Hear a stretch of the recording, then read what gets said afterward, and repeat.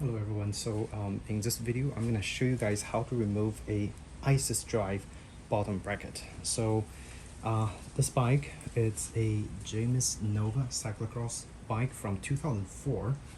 The ISIS drive is actually pretty popular back then, so a decade ago a lot of bikes use ISIS drive for the FSA crankset, for the Truvativ crankset, which is part of SRAM at this moment. Nowadays it's not being used anymore, and it's kind of hard to find a ISIS drive bottom bracket. The reason I need to remove it is because I got this bike used, and whilst doing test ride, the bearings feels kind of there's a lot of noise around the bearing area, so I want to take the drive out, inspect it, and if the bearing's bad or if the bottom bracket is bad, I might just get a replacement bottom bracket for it. Or if I determine that I probably need a new crankset, I might just replace the whole thing and also at the same time remove the ISIS drive. Again, the bottom bracket is not being made anymore, so they get more and more expensive as time goes by. That's the reason I want to get it removed. So a few tools that you're going to be needing for removing the ISIS drive. You probably want a whole set of hex wrench just in case. A adjustable wrench for when you use this special tool. This is a ISIS drive bottom bracket remover tool. It's got 8 notches, which actually matches the notch on the exterior of the bottom bracket cup. And you're gonna put this on the cup and just turn it. I don't know which way to turn, but you turn it, you can loosen the cups and you can get the bottom bracket out. But before we do that, we actually need to remove the crankset first. The crankset, both sides are secured by a, how do you call it, by a pin. So you have to loosen this pin first. To loosen that, you'll need your hex wrench. Find the appropriate size hex wrench. In this case, I think this is probably a size 8 hex wrench right here. Okay, so we're gonna turn it counterclockwise to loosen it.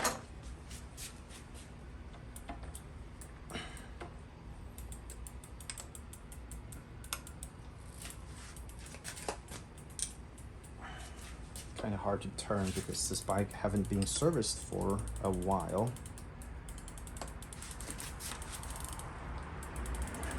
I might just actually lower my bike stand a little so it's easier to apply a little more force. Alright, so I actually lowered the bike to the floor and I just pushed it from the floor, so which made loosening this top cap, exterior cap, a lot easier. Okay, so once it's loosened, you're gonna just keep turning it counterclockwise, open up the cap, and you're exposed the crankset. This is a spline crankset. Also good to have some paper towels laying around so you guys see what the crankset cap looks like. I'm gonna leave it on the side, and so is the other side. It's the same thing. Loosen the cap first. You're gonna remove both sides individually. Okay. And it looks just like a regular Shimano, cap for the square tapered crankset. Very similar. And because I'm going to be touching the chains quite a lot, I'm gonna get a pair of gloves just to make sure my hand is nice and clean. Especially if your hand have some cuts, you definitely want to use a pair of gloves. Okay, those are nitrate gloves. Works pretty good for bike maintenance. And let's continue once the gloves put on. And because I'll be removing both sides crankset, now I want to probably just get my cables all loosened. So later on when I remove the chain, it'll be a little bit easier. So the chain is going to be dangling around the area here because in order to completely remove the chain, I have to get the chain split apart, take it off of the front derailleur. But we're not doing anything to the chain, so let's just give you guys a heads up. Now, as you can see right now, the area is exposed, this is where you're gonna remove the cranks. Okay, so cranks are removed on both sides individually. Over here, you'll see some threads in here where the cap was at. You'll want to next use a special tool, which is pretty common. This is a crankset puller tool, okay? This is from Park Tool. I'll post a link on where you can get it. Basically, this area goes to where the cap was sitting, and you turn the little thing inside. This little bump comes out, in turn it pushes the crank outside. Okay, so pretty straightforward, pretty easy to use. The only thing you have to be careful of is make sure it's well greased up and you don't cross thread. If you cross thread, it's gonna be really hard to remove the cranks, and you might just have to saw the cranks off to put a new cranks on there. So be really careful when you do this step. It's critical that the thread is not crossed, and you put this into the crank as much as you can. Okay. So there are two sides to this adapter. So this little round thing is actually used for standard Shimano or standard square taper heads. There's one area that's slightly bigger. This little thing is used to push the ISIS drives. Okay, so I'm gonna actually use the bigger side here and get it ready. So push it out.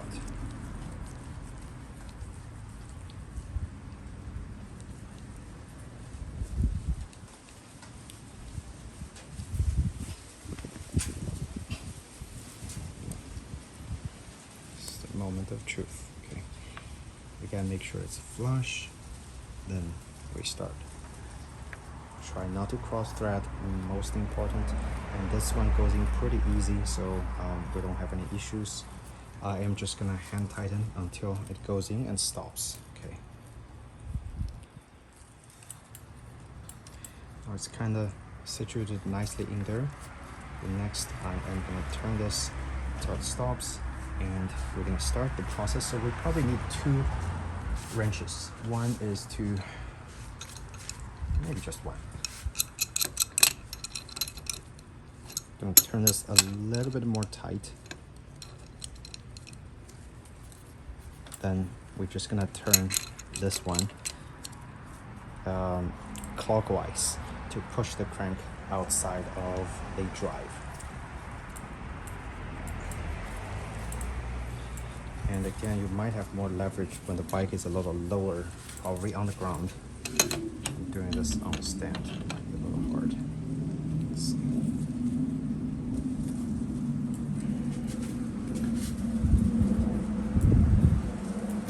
Yeah, it's turning, so that's good.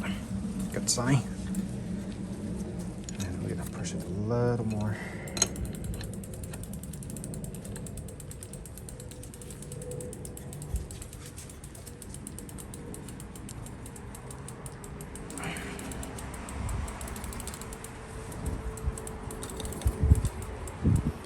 Just keep on turning, eventually the crank will fall off. It's not rocket science.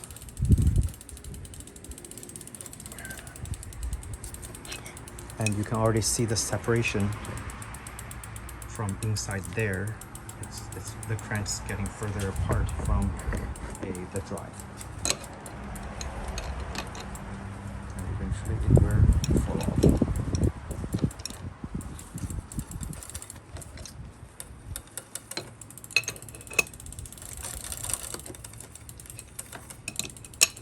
When you put this back on, make sure you apply a lot of grease, okay? And this is how you remove the splined ISIS drive. So we have the drive side removed. And I'm just gonna show you guys what it looks like on this side. See the little splines over here, and see the pusher? The pusher is in the center, pushing the thing out. And now with this removed, you can just back the pusher out and then remove the exterior bolt by turning it counterclockwise to loosen.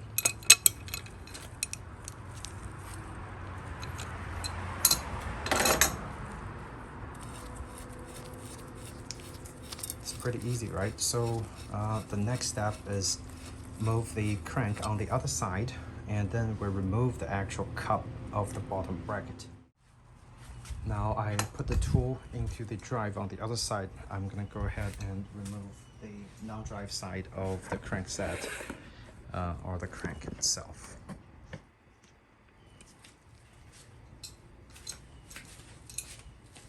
Non-drive side should be a little bit easier. Tighten the locking bolt just a little bit, don't over tighten, and then you're gonna start turning this clockwise until it stops, and use your wrench, push it all the way, turning clockwise until it pushes the crank out.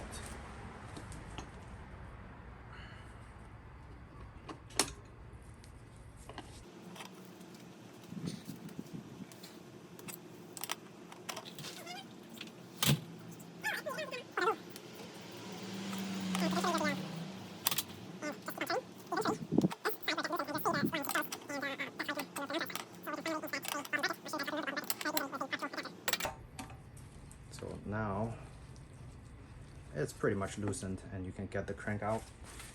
Let's do the actual cranks. So the cranks requires a different tool that I just showed you guys earlier, the ISIS bottom bracket remover. This has 8 pins, 1, 2, 3, 4, 5, 6, 7, 8, and it should align really nicely to the drive over here. Once it's aligned, you can use a wrench on the outside and just turn it, which is the same adjustable wrench I'm going to be using. That's why it's really good to have a large adjustable wrench, because a lot of those tools for removing those vintage bottom brackets requires a large thread. I'm going to find out which side to turn first. Nope.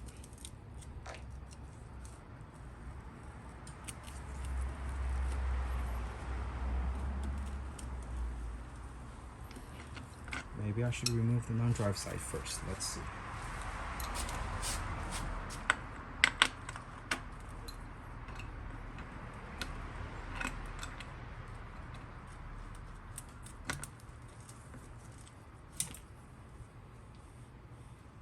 Oh yeah. So again, remove the non-drive side first. It's threaded. Just lightly turn until the thread comes out. I'm sure you can push it out from the other way, okay? And this really shouldn't be requiring a lot of force. It should be fairly light.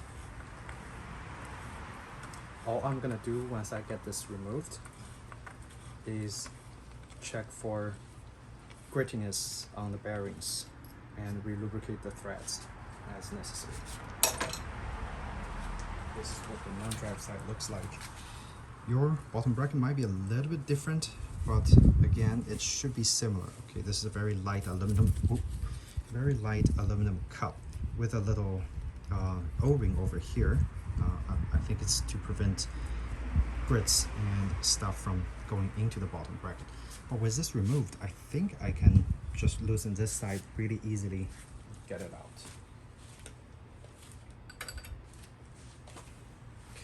We are going to be using the same tool. So far I haven't seen any rust, so I guess that might be a good sign. And again, you gotta do this very patiently, okay? You can't just do it too quick. You might cross-thread worst enemy in bicycle maintenance. Okay, no cross-threading. That's good news. Or a little bit, maybe. Let's see. It's a little weird. Something in there preventing me from getting this out. What is there? Oh, you know what? It's that little bolt on the bottom. So we gotta remove the cable holder bolt, or actually at least loosen it. So, all right. it's this little bolt here. A lot of times it's stuck there and it blocks the thread from going out. So we're just gonna loosen this until we can take it out. See?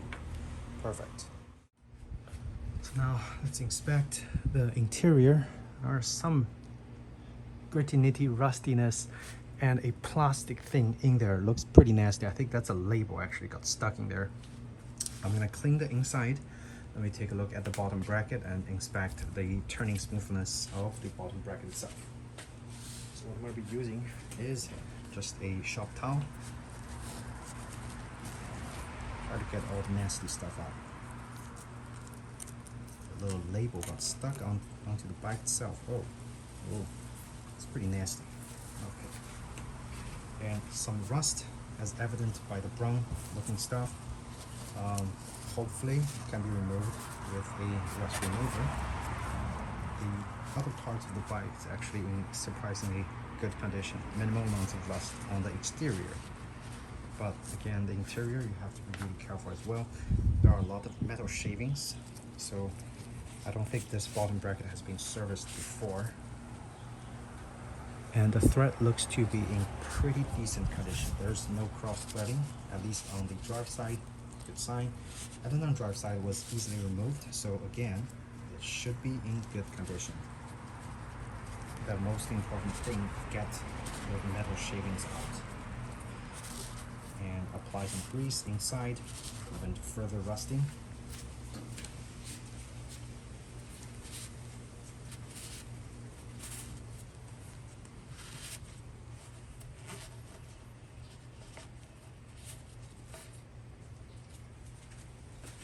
So this is what it looks like. Surface rust mostly. Good news. And let's see. And yep, not a lot of bad rusting, so we are good.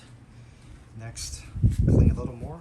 I'm gonna apply generous amount of grease on all the threads, and we're gonna take a look at the bottom bracket.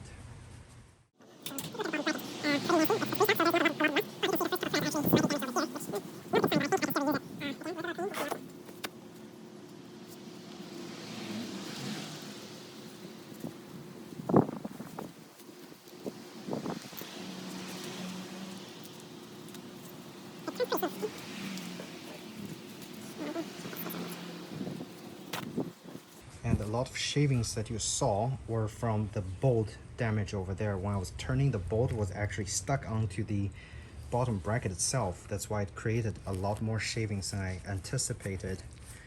And once I loosened that bolt, it just started to work quite well. Okay. Again, a little more clean. Should bring this to its original glory as much as I can. I think what I'm gonna do is instead of replacing the whole crank, I am just gonna get a replacement bottom bracket, because even though it has a slight grittiness, it's gonna get worse like much faster once it starts to have, you know, dirt inside and start to damage the bearing surface. So a new bottom bracket will certainly serve its purpose better than keep using this old one until it breaks down, which is another option. I mean, you can keep using the old one till it breaks down, but otherwise I would suggest, if you feel some grittiness, you should just go ahead and get a replacement bottom bracket going. The cost for the ISIS drive nowadays is around $39. Again, not cheap because it's being discontinued. Eventually, once you cannot find it, you should switch to one of those external bearing bottom brackets, because they are much more reliable, much more easier to serve, and they're gaining popularity again after the press fit bottom bracket went into market, and then now it's threaded external cup bottom brackets again. Okay, so interesting thing how the cycling market changes, but this is how you remove and service, or at least replace, the ISIS drive bottom bracket. Now the Shimano Octalink is very similar. It's very similar. It's still like looks this shape. The only difference is the opening mechanism is going to be different. You're going to use this to open the cup on the Shimano instead of a large cup 8-pin opener for the Shimano version of the kind of splined bottom brackets compared to a square taper. The square taper, all you need is this tool, okay? But this tool also serves for the spline and also serves for the ISIS when it comes to push out the cranks. Okay, so a couple of essential tools. I'll post the link on the description below on where you can buy them. Otherwise, I hope you found this video helpful in helping you getting your old bike serviced and bottom bracket replaced. All right, if you did find it useful, please do give me a like or thumbs up and subscribe to my channel, and I should have more bicycle maintenance videos coming out for you guys. I'm not going to show you guys how to put it back on because the process is pretty much the same. Okay, you just reverse the process of taking them off. You can have a nice working bicycle in no time. Thanks again, and see you in the next